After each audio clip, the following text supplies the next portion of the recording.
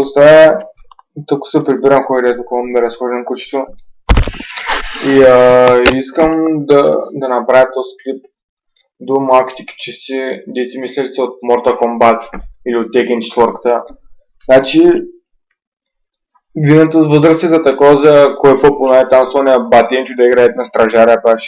Пък ми халюцинират, че сте Джейсън Стейтъм, ма точно такива някакви 9 годишен хепатит с брадавица на пъпа с 7 ръка и вече ми ходи по центъра и ще кажеш стана такъв републикански по Angry Birds.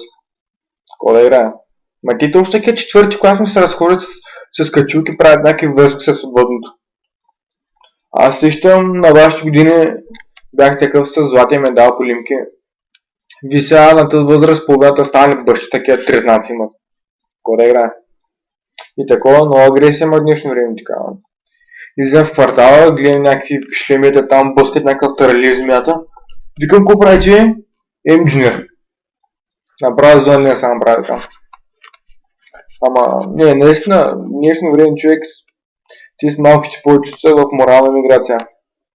Няма как. Ти сега четвърти клас, половината се скарали такова разрешително за оръжие. Такова я.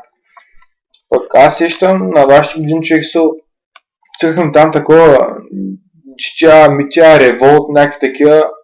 Те сега половината още не знаят как да си изрежат ногти, станали свободно, си пуснали майка се на търг в такова в eBay. Ама сега модерно морална авария, няма как. И вече големите зари стане гледам, ма такива пишлеменци се ходят по центъра с цигарата и че опъват, вече ми ходят като такова, като ходини ми ходят.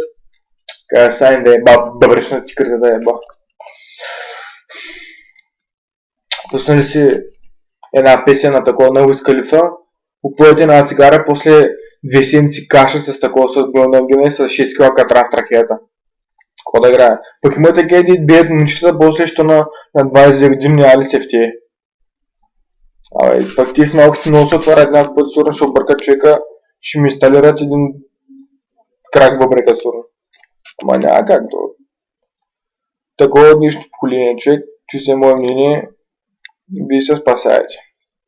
И арете от мен, защото трябва да ям човек. Аре.